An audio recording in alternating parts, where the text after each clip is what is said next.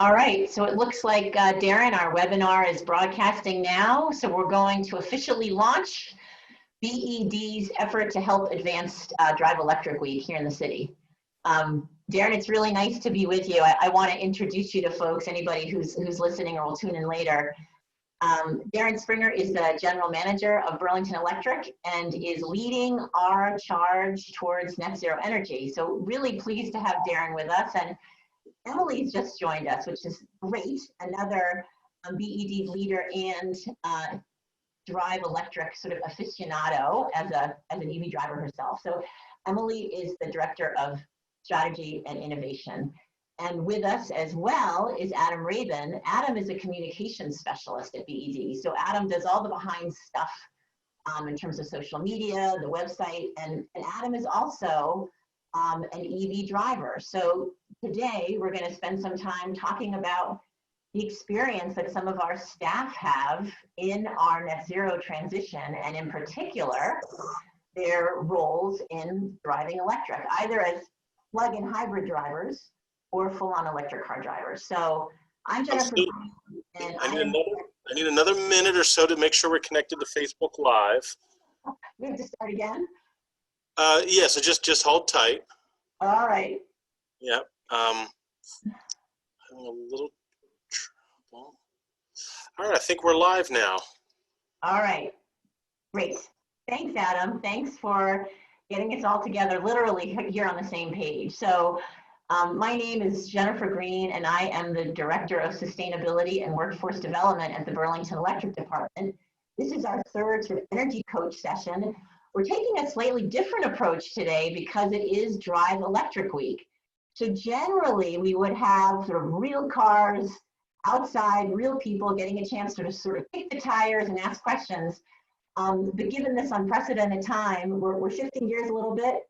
We've got folks here with me that can talk specifically about their experience as either plug-in hybrid or straight-on EV drivers. And even sort of more special than that is the fact that these are BED staffers and leaders. So I'm really pleased to introduce three folks today. Darren Springer, who is the general manager of the Burlington Electric Department and who is sort of managing our charge, so to speak, to net zero energy. So thanks so much for being here, Darren. I also have Emily Stebbins-Wheelock here with us today. Emily is the manager of strategy and innovation, and will be speaking about her experience as an EV driver. And then last but certainly not least is Adam Rabin. Adam is a communications person at BED and is behind the scenes doing all the hard work around social marketing and messaging, our website, and all around sort of tech guru guy. So we're really lucky that we are able to tap into expertise in our own city department, people that are driving electric and are, I think, excited about talking about their experience. I'm Jennifer Green. I'm the Director of Sustainability and Workforce Development at BED, and I'm just really pleased to be here with the three of you. Thank you so much for joining. Thanks, Jen. Darren, I'd like to kick it to you. I feel your passion for driving electric, not only as general manager, but more, just more generally. Will you talk about your switch over to your plug-in hybrid? I remember when you said goodbye to your internal combustion engine vehicle.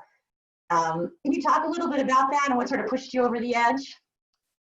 Sure, I'd be glad to. I was a big fan of driving stick shift my whole life. I always liked, having a stick shift vehicle. Appreciated that it gave you more control and enjoyed that experience. What I found was, as I was working at Burlington Electric and we were deploying charging stations and a few of our colleagues were starting to get plug-in vehicles, I was really curious about the technology. I knew that it had a climate benefit. I knew that it could potentially save money in terms of fuel costs and maintenance costs. And I really wanted to make the switch. And the thing that has been compelling to me with a plug-in hybrid, which I drive a plug-in hybrid, is that you really can do that switch from a internal combustion vehicle to a plug-in hybrid. And you don't necessarily have to make a change at your home. You don't have to install a new charging station or have electrical work done on your panel. you can plug right into a regular outlet and charge up overnight, or you can use the charging stations around the city from Burlington Electric. And I've had my plug-in hybrid since March of 2019, so a little over a year and a half. And I don't have a very long commute because I live here in Burlington, and my commute when we were going into the office more regularly pre-pandemic was only maybe 4 or 5 miles, but I've only really filled up on about 14 or 15 gallons of gasoline during that time, you know, really for extended trips. So with the plug-in hybrid, you can drive a majority or even most of your miles on electric. And if you're somebody who's making the switch, still have the flexibility of having you know, a backup engine, and can use gasoline for that for longer trips if you need to. That's great. So you really, you opted for the plug-in hybrid. I know, Emily, you decided to go full electric, and I'm curious why you made that decision. I know your commute is a little longer. Yeah, thanks, Jen. So a couple factors in our decision. We were looking to replace a vehicle. One of our regular internal combustion cars that we previously owned was end of life, and we were looking to replace that. A couple things were influential to us. One is we attended a sort of normal drive electric week, look at cars, talk to other EV drivers event, my husband and I, and that was just a really useful experience for us to talk to other EV owners, to see them for ourselves, and kind of hear how other people's experiences have been with them. And that certainly helped us get excited about going fully electric, as well as more comfortable with kind of what it would be like and whether it would work for us. And I think the other major factor for us was climate change. And I'm a mom of 2 young kids, and talking with them about climate change and the crisis our planet is facing, our species is facing, and what can we do about it? And having those 2 little voices in the back seat saying, you know, when will we get a car that doesn't hurt the earth like the one we're driving in right now was a strong message for us. And it was after learning about it and doing some research, and we are fortunate to have enough to have a second vehicle, which is still a traditional car for us. We felt that with one car, why not? Let's take the full leap and go for it. Thanks so much, Emily. I really appreciate you sort of reminding us that we're doing this not only, you know, net zero is not this esoteric thing, but we're really doing it with sort of the planet and our species in mind. And driving, as we know, is one of the key contributors to climate change. So it's something very tangible that folks can do. Adam, correct me if I'm wrong, but I think that was a big motivator for your family and why you decided to go electric. Can you talk a little bit about your decision? Sure. I'll even turn on my camera. I love talking about the EV. It actually was a financial. We were kind of in a similar situation to Emily, in that our car was nearing end of life. And I thought, well, if I'm going to put all this money, I mean, there's no way around it. You're going to spend a few bucks on a new car or even a used car. I didn't want to just think about like the next few months making those payments, but I was like, I'm going to have this car for a few years at least. What's the right financial decision? And with all of the incentives, rebates on buying it, as well as the maintenance cost for years to come being so much lower because there are so fewer parts to an electric vehicle, I thought, well, if I'm going to spend my money, I'm going to put it in into a vehicle that is smart, even just financially, let alone the additional benefit of it being burning clean fuel. And they're fun to drive. Then they're a lot of fun to drive. Yeah, Yep. which I know Darren really likes his Mini. It seems like he has a good time. So, hey, I just want to interrupt us all for a second and invite anybody who's listening in to please feel free to put any questions in the chat. We know that on our other Energy Coach sessions, we've had some EV questions come up, so really encourage people to do that. And just a reminder that we're all here from the Burlington Electric Department. It's Drive Electric Week. We're talking about our experience in driving electric. I've got 3 folks here from the department, Emily, Darren, Adam. And it's really great to be able to tap our local expertise on driving electric. So Darren, I know one question that's come up before is how a plug-in hybrid is different in terms of operation and maintenance, because you are still filling it with gas. Can you describe your experience with the maintenance component of your vehicle? Sure. Yeah, I haven't had any maintenance really on the vehicle at all. You know, I haven't even used the engine enough to warrant an oil change at this point. Really, the battery has been the primary, you know, propulsion for me. And as Adam mentioned, and you just mentioned, Jen, the electric vehicles and the plug-in hybrid vehicles are a lot of fun to drive. The electric motors provide instant torque, which is just a different feeling, whether you're kind of moving around town or you're merging onto a highway lane, different and more immediate acceleration really than an internal combustion engine. So I think sometimes people think electric vehicles maybe are good for the environment or not fun to drive. That's not the case at all. They're a lot of fun to drive, but the maintenance for me has really not been there, and I've been able to use electricity as my main fuel. And as I hope folks in our community know, if you're filling up your vehicle with electricity instead of gas from Burlington Electric, it's 100% renewable, and it's also the cheaper fuel on a per mile equivalent essentially than gasoline. So if you're using one of our public stations, it's about $1.46 a gallon equivalent. And if you're charging at home, it can be as cheap as 60 cents a gallon if you sign up for our electric vehicle rate. So those are just some things I hope folks know as they're thinking about maybe an electric vehicle or a plug-in hybrid. Yeah, thanks, Darren. So that's really interesting information on sort of operation and maintenance. Curious, I know you know the incentives really well, and we do have a question in the chat from a Burlingtonian who's particularly interested in the LEAF and whether we know if the LEAF discounts will be available or not. I'm not sure if we can answer that, but the extent that you can talk about sort of the incentives overall, I think would be helpful. Sure. Yeah. In terms of the incentives, there is a federal tax credit that's available for certain vehicles, and this is for new vehicle purchase or lease, and that can be up to $7,500. It is phased out for several manufacturers, including Tesla and General Motors, because they've reached their allotment of it. I think Nissan may be coming up on their phase out point in the not distant future. But for many manufacturers, it still exists. So if you're looking into that, there may be a federal tax credit. There is a state rebate program as well that's available for a number of customers. There are some income limitations with that program, but that's an additional rebate. And then from Burlington Electric, you can receive up to $1,800 on a new EV, or up to usually about $1,500 for a plug-in hybrid. And that's with our green stimulus program in effect. So we've bumped those incentives up a little bit. Usually it's closer to $1,200 for most customers. But the thing with all of these incentives is you can bundle them up and potentially get a lease that's affordable if you can make sure that the dealer is putting those incentives into the lease and getting them in there for your benefit. Potentially can make a purchase more affordable.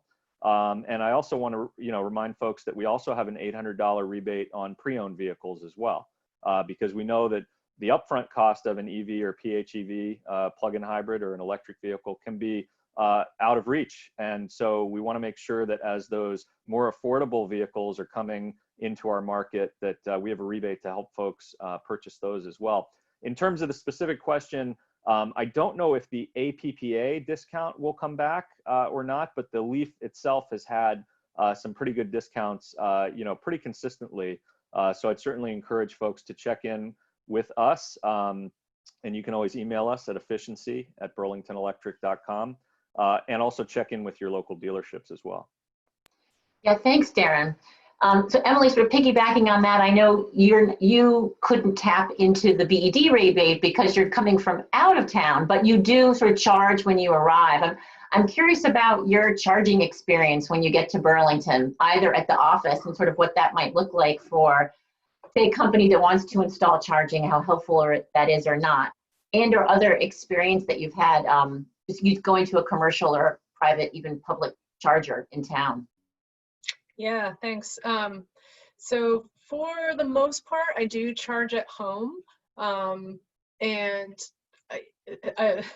there's some, those sayings about there's two kinds of people in the world, right? Those who fill up as soon as they see the gas gauge get below a quarter of a tank. And then there's the other people who are like, oh, I know my car, I'll be fine.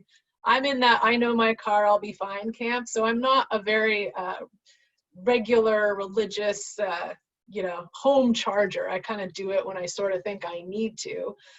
So being that kind of person, I have found myself thinking, oh, well, I want to go a little farther tomorrow. Shoot, I should have thought about that and charged. So I would say if you're in that category A person who always wants to be prepared, which is what my partner is like, it's very easy to charge at home. You just do it every night. The car is always ready to go. Having said that, though, I have found charging at the grocery store is awesome because you're already there, you're already parked, you're going to be in the store for an hour. And, depending on the battery size of your EV, you can get, and how much you have left in your car, you could easily top off or get a pretty decent charge during the time it takes you to just do your regular shopping. And in that case, you just, there's apps are easy to install on your smartphone, and you have your credit card information and away you go. So it's been very convenient for me to do that in Burlington and in communities around Burlington. So I've found the sort of traveling charger experience pretty easy to navigate. I'm so glad to hear that. And it's interesting to hear you talk about the grocery store, because of course we do have a charger at Hannaford's. Adam, don't know if you've tapped into that one yet, because that is sort of your neighborhood, your area of the city. If you want to talk a little bit about your charging experience, Adam, I think it might round out the conversation. Yeah, I tend to, I've used the one at the Hannaford up Ethan Allen shops a couple times. I'm kind of a quick grocery shopper, so I usually don't get too much there. But yeah, I'm more of a home charger. It's a little bit cheaper. Even I don't have the rate or any of the special gear, but just by charging at home and not using one of the regulars, it's like a couple cents less per kilowatt hour. So yeah, I'm usually charging at home just so it's always topped off. I'm kind of like Emily in that I'll let it go down probably further than I should, but it hasn't really been a problem. If I'm ever downtown, like shopping on Church Street, I love that I have that special parking spot. The first parking spot in the downtown garage is the big, level 3 charger. So it's nice to, if I'm just going to be there for a half hour, 45 minutes, I could totally top off, or, use one of the other ones on Main Street. So it's just all the options are great. Yeah, and you did talk about sort of not having all the accoutrements at home. I know, Darren, you alluded to or mentioned briefly the home charger. So there might be folks that actually do want to invest in a home charger beyond the trickle. Could you explain a little bit about what that means, say trickle charging, and what this sort of level 2 thing is that we're hearing about from folks? Sure. So in the EV world, people talk about level 2, level 1, fast charging. So what that all means is when we say level 1, we're talking about a plug that you have in your house, that any outlet that you have in your house, and you will typically get a cord that comes with your plug-in or your electric vehicle that you can plug directly into a regular household outlet. And it will charge. It's a little slower, certainly, than a faster level 2 charger can be. But for some folks, depending on the size of your battery and your charging habits, as Emily just talked about, that may be good enough and you don't have to do anything further. For other folks, they may have a full electric vehicle and they want to have it charged up every morning, and they may want to invest in what's called the level 2 charger. And those typically range between about $500 to $600 plus an installation. Adam's showing us here, that's a level 1 charger right there, I think, that can go right into any household outlet. You see looks pretty familiar, goes right in. So the level 2 would be different than that. It might be hardwired to your panel, and it would probably cost $500 to $600 to purchase, plus several $100s to install with an electrician. And that will give you many more miles per hour of charging than a regular household outlet. We do have a $400 rebate for those level 2 chargers for purchasers or people who are leasing a new electric vehicle if they sign up for our off-peak 60 cent a gallon equivalent rate. And faster charging is typically available at public stations. We have a fast charger at our offices at Burlington Electric, and you'll see them around the communities. And those are really for people who need a really quick charge, 20 minutes, 30 minutes. They want to refill from maybe 5% to 80% of their battery. That's what those fast chargers are capable of doing. Great, thanks, Darren. We've got a question in the chat. I think sort of on a more prosaic note, I think there's just a general interest in range. You know, we've talked about the cost, you know, the equivalent cost per mileage. We've talked a little bit about charging. So where are we with range? The technology is changing really quickly. I'll sort of open that up to the three of you. You can talk about your own vehicles and then what you know from other experience in terms of sort of where the latest cars are literally going in terms of capacity. Emily, do you want to tell us about your range on your car? We'll kick it off. I can start. I have a Nissan Leaf Plus, which has a bit of a bigger battery than the regular Nissan Leaf. It's a 62 kilowatt battery. That battery will take me, I've never tested this to the limit, but based on charging, you know, what the car tells you it will do, somewhere in the 240 to 260 range, assuming no air conditioning, assuming no heat, and, you know, kind of a moderate spring or fall day on the highway, for example. So that's kind of the maximum of its range. I've comfortably driven it probably 180 to 200 on a single charge. And in the winter, you know, when you're running the heat a lot and it's cold outdoors, that's probably what my car will do. And having the ability, I have family in northern Vermont, so it was important for us to be able to take the car to visit my folks and come back comfortably within that range. What year is yours? It's a 2019. I've only had it just about a year. Yeah, the reason I ask is because I have a 2017, so it's 2 years older, and it averages 100 miles per full charge. Maybe 75 at the depth of winter, 130 in the, like, you know, the nicest summer day, but it ultimately averages out to just 100.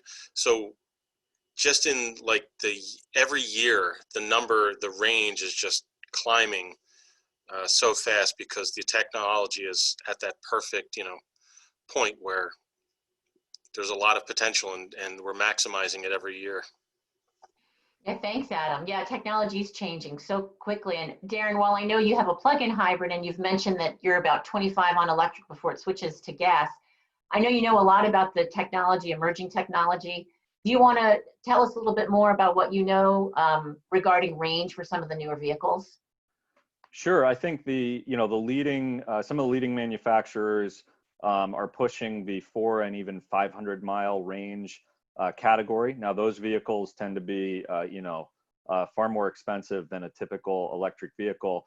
But I think what we're seeing is in the kind of the mainstream of electric vehicles, the Chevrolet Bolts, which we have one at Burlington Electric, the Nissan Leaf Plus that Emily mentioned, the Hyundai and Kia models, and some of the others, 250 miles is becoming a very typical range that's offered. And in a lot of cases, manufacturers are pushing towards 300 miles as being typical. And I think if we're getting into that category, we're getting pretty close to the range that somebody might have with an internal combustion vehicle. And at that point, it's really just the question of how quickly can you charge if you're taking a road trip? You know, how quickly can you go from 5% of your battery back up to 80% so you can get back on the road? And making sure those chargers are not only available, but located in places where people may want to stop for a half an hour and get a bite to eat or stretch their legs if they're on a road trip. And I think that infrastructure is coming really across the country, and certainly we're seeing investment in that in Vermont. So I think increasingly range anxiety, as it's been discussed, will be a thing that has been resolved, but I know that it's something that people are aware of and some people have concerns with, and those are ways that we're addressing it.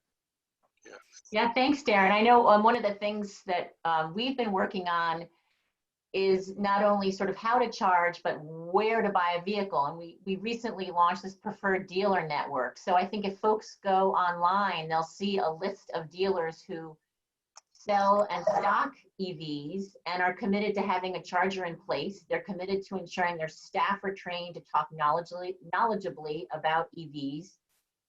So I encourage folks to just consider that resource as they begin to sort of reflect on their driving and begin to consider a transition to electric.